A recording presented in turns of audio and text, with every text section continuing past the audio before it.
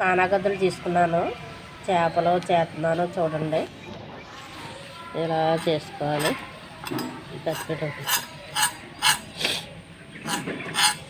ఇలా శుభ్రంగా తీసుకొని బుర్రా శంకులు అవి తీసుకొని చేసుకోవాలి. బాగుంటాయి.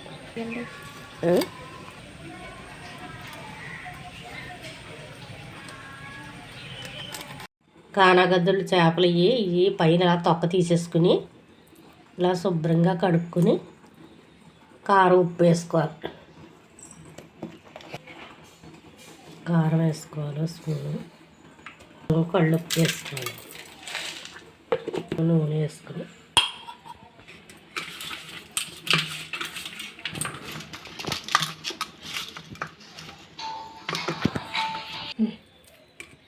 ఇలా కారం ఉప్పు నూనె వేసుకొని కలుపుకొని పక్కన పెట్టుకోవాలి. ఫ్రెండ్స్, ఈరోజు కానాగదుళ్ళు పులుసు పెడుతున్నాను. ఈ కానాగదుళ్ళు పులుసు పెట్టుకోవచ్చు, ఫ్రై చేసుకోవచ్చు. ఈ కానాగదులకి పైన ముళ్ళ ఉంటుంది. ఇదంతా శుభ్రంగా చేసుకుని ఇలాగా తీసుకుని పెట్టుకోవాలి. ఈ చేపల పులుసుకి మసాలా చూపిస్తాను చూడండి.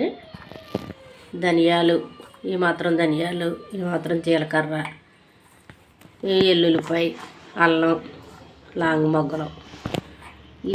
ఎక్కువగాని జీలకర్ర ఎల్లుల్లిపాయ ఎక్కువ వేసుకుంటే బాగుంటుంది. వేసుకుంటే సరిపోతుంది. పేనం పెట్టుకోవాలి. పేనం కాలేక ఆయిల్ వేసుకోవాలి. వేసుకుని కరివేపాకు వేసుకోవాలి.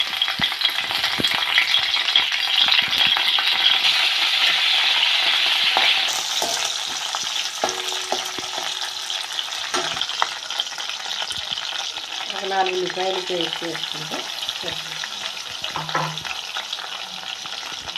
స్పూన్ గరం మసాలా వేసుకుంటే సరిపోతుంది.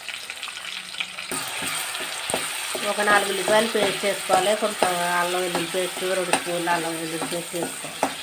వేసుకుని బాగా వేసుకోవాలి. కళ్ళు ఉప్పు వేసుకుంటే బాగుంటుంది. బాగా వేసాక కొంచెం కారం వేసుకోవాలి. కొంచెం చేపల్లో వేసాను కదా, ఇంకో స్పూన్ వేసుకుంటే చూసి వేసుకోవచ్చు. కొంచెం పసుపు వేసుకోవాలి. అలా బాగా కలుపుకోవాలి.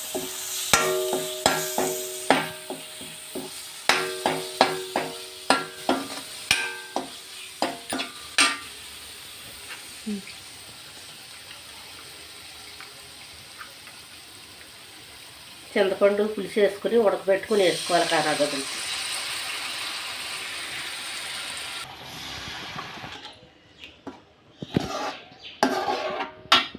కొంచెం మెంతి పొడి వేసుకుంటే బాగుంటుంది. పులుసు మరిగేటప్పుడు చేపలు వేసుకోవాలి.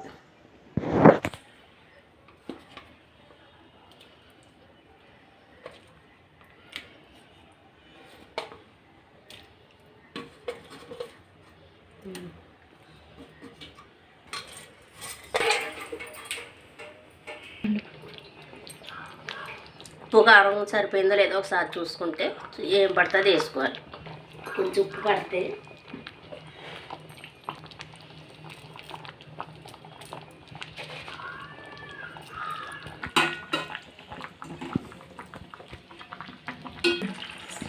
పులుసు దగ్గరికి అయిపోయింది. కానాగదులు పులుసు.